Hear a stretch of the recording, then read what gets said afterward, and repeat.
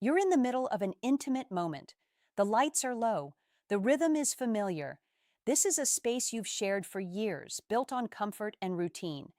And then she says something. Not something shocking, not something explicit, just different. A phrase she's never used before. A tone that feels slightly out of place, like it doesn't belong to the two of you. And in that split second, something tightens in your chest. Men don't get betrayed because they're stupid. They get betrayed because they overlook small changes, and the most dangerous changes don't happen in hidden text messages or late-night phone calls. They happen when her guard is down, when her body is close to yours, but her mind might be somewhere else. If she's sleeping with someone else, the first crack won't appear in her phone. It will appear in her language. Tonight, I'm going to walk you through 6 phrases that reveal more than she realizes. If you've heard even one of them, you don't need to panic, but you do need to pay attention. Because the man who ignores the shift is the man who gets replaced without ever seeing it coming. This isn't paranoia. This is behavioral psychology. Language during intimacy is one of the least filtered forms of communication a woman has. When something changes there, it means something has changed inside her. If you want to understand women, instead of being blindsided by them, stay with me. Let's start with the first one. Number 1. Do it like that again. I want you to think about this carefully. You've been with her for years. You know her reactions. You know what makes her breathing deepen. You know the rhythm that works. Intimacy develops its own silent language over time, shaped by repetition, comfort, and familiarity. And then one night, she starts guiding you. Not playfully, not as a shared exploration, but with precision. Move your hand there, slower. No, like this. Do it exactly like that. Here's what most men tell themselves in that moment. She's opening up, she's communicating better, she's just learning more about her body. And sometimes that's true. But here's the part most men don't want to hear. Women mirror pleasure patterns. When a specific action creates a strong emotional and physical response, the brain links that action to the experience and to the person who created it. The language she uses in intimate moments isn't random, it carries memory. Specificity is the giveaway. If she suddenly knows exactly how she wants to be touched in ways she never described in all your years together, ask yourself something uncomfortable. Where did that blueprint come from? Growth inside a relationship usually happens gradually. It feels mutual. You explore together. You adjust together. You discover together. But when instruction shows up fully formed, sharp, detailed, confident, that isn't discovery, that's repetition. I'm not talking about a woman finally finding her voice. I'm talking about a shift in script. For years she may have been responsive, but not directive. She enjoyed what you did. She never corrected you with precision. Then suddenly she's coaching you like she's rehearsed this exact moment before. That doesn't happen in isolation. Pleasure leaves fingerprints, and language carries them. When she says, do it like that again, with a clarity that feels practiced, you have to consider the possibility that someone else did it that way first. Someone else created that reference point. Most men ignore this. They choose the comforting explanation instead of the accurate one. But the issue isn't that she's expressing preference. The issue is the change, the sudden jump in detail, the appearance of a right way that never existed before. If this is real growth within your relationship, it will feel shared. If it feels like you're being trained to match a standard you didn't set, that's different. When she's teaching you during intimacy, there's a real chance someone else taught her first. Remember this, the shift is the signal. Number 2, nobody's ever done this to me before. This one is dangerous because it doesn't trigger suspicion. It boosts your ego. Your chest lifts. You feel special, chosen. In that moment, you're not just her partner. You're the man who unlocked something no one else ever could. And that's exactly why this phrase is so effective. But step back and look at it with a colder lens. When someone emphasizes uniqueness without being asked, it's rarely random. It's often compensatory. In psychology, there's something called cognitive dissonance, the discomfort people feel when their actions don't match how they see themselves. If she's being intimate with you while emotionally or physically involved with someone else, her mind has to resolve that conflict. One of the fastest ways to reduce guilt is to rewrite the story in real time by saying, "Nobody's ever done this to me before," she isn't just reassuring you. She's reassuring herself. She's trying to make the moment feel exclusive, even if it isn't. Here's what most men miss. Overstatement is often a cover. People declare most loudly the things that are least secure. When something is truly solid, it doesn't need to be constantly defended. Think about the timing. Did she ever say this in all your years together during moments just as intense and connected? Or did it suddenly appear, almost dramatically, like she was performing uniqueness instead of naturally feeling it? There's a difference between spontaneous admiration and strategic reassurance. When she locks eyes with you and insists you're the first, the only, the unmatched, ask yourself why she feels the need to say it. Truth usually doesn't come with a sales pitch. And here's the uncomfortable layer beneath it. When she insists you're the first to make her feel something, there's a real chance she's trying to overwrite the most recent man who did. She's replacing his imprint with yours, not because you're the only one, but because she needs you to be in that moment. That's the smokescreen. The phrase sounds like a compliment, but sometimes it's camouflage. Don't accuse over one sentence. Watch patterns. Watch forced intensity. Watch declarations that arrive without reason. Because when a woman works hard to prove you're unique, it may be because uniqueness has already been broken. And here's the truth you shouldn't ignore. The louder she insists you're the first, the more you should wonder who she's trying to erase. Number 3, you feel different. This is where things quietly slip, because the word different sounds harmless, curious, even exciting. But slow it down. Different compared to what? The brain can't label something as different without a reference point. Comparison requires two experiences. That's not emotion. That's basic psychology. We naturally measure physical experiences against previous ones, especially repeated ones.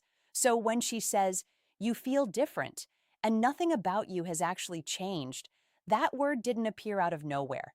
It came from contrast. If you're the only man she's been with, you are the baseline.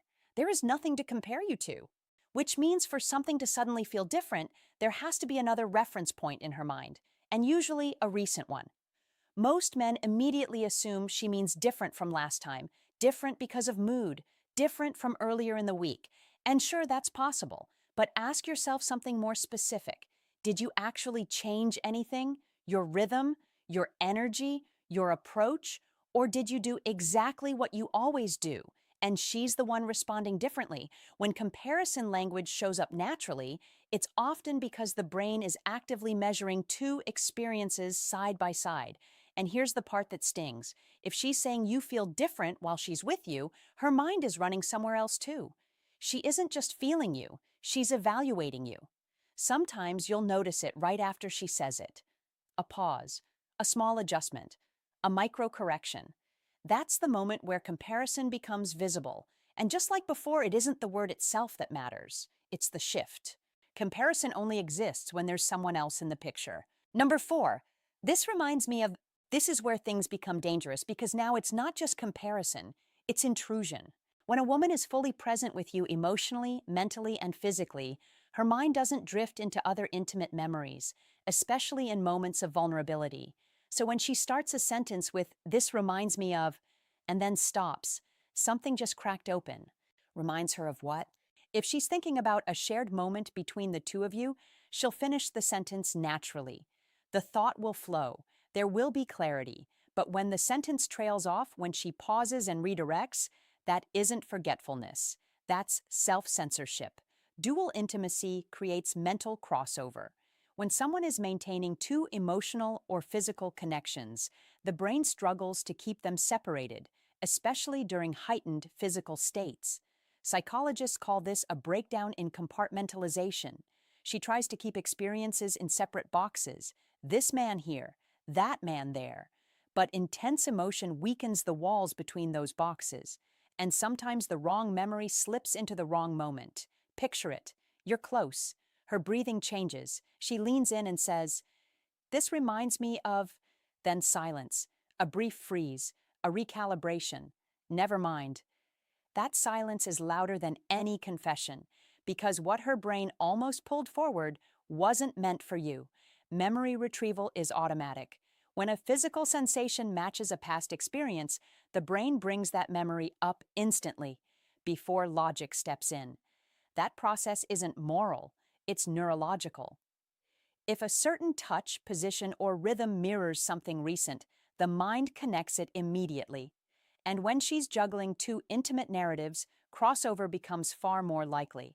Here's the emotional reality most men don't want to face. If another man is entering her thoughts during your most intimate moments, he's already closer than you think. He doesn't need to be in the room, he's in her head. And that's harder to compete with than anything physical. You can improve technique, you can bring energy, but you can't compete with a ghost you don't know exists. Watch for unfinished thoughts. Watch for sudden associations that don't make sense. Watch for moments when her eyes drift, even briefly, like she's somewhere else. Presence isn't just bodies touching. Presence is attention. And when her attention starts crossing over, something inside her is already being divided. Here's the truth that cuts deep. When her mind isn't fully yours in those moments, her loyalty may not be either. Number 5, I want to try something new. On the surface, this sounds healthy. Growth, exploration, evolution. And in strong relationships, novelty can absolutely be positive. Two people discovering new layers together is not a red flag. The red flag is timing. If she's been comfortable for years with your established rhythm, your familiar dynamics, and suddenly, almost overnight, she brings new intensity, new positions, new rules, new expectations, you need to zoom out. Change without context is rarely random.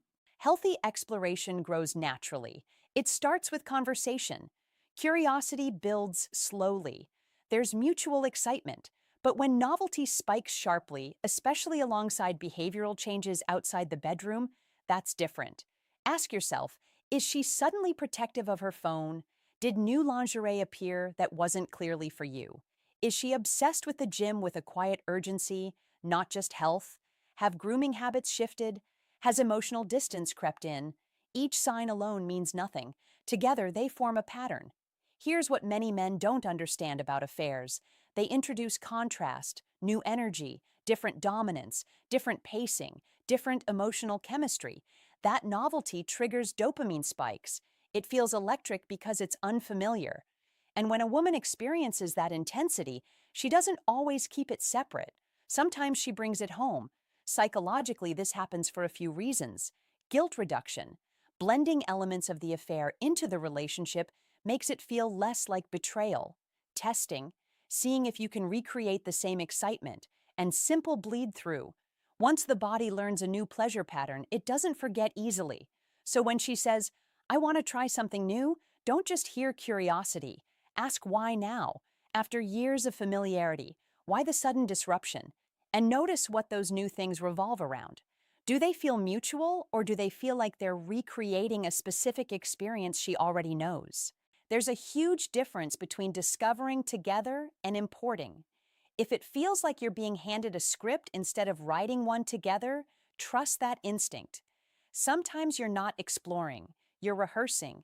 Most men assume novelty equals improvement, but sometimes novelty is evidence of comparison, transfer, and experiences that didn't originate with you. Again, one request doesn't prove betrayal, but sudden novelty paired with secrecy, distance, and behavioral upgrades? That's not evolution, that's adaptation. And here's the truth to hold on to. When new appears out of nowhere, someone usually introduced it first. Number 6, say my name. This one feels intimate, intense, personal, almost cinematic. But when it appears suddenly, especially in a relationship where it was never part of your dynamic, you need to look deeper. Names anchor identity. In emotional and physical intensity, boundaries can blur, especially when someone is juggling two emotional realities. Compartmentalization takes effort. It takes mental discipline to keep one man in one box and another man in another. And the more overlap there is, the harder that becomes.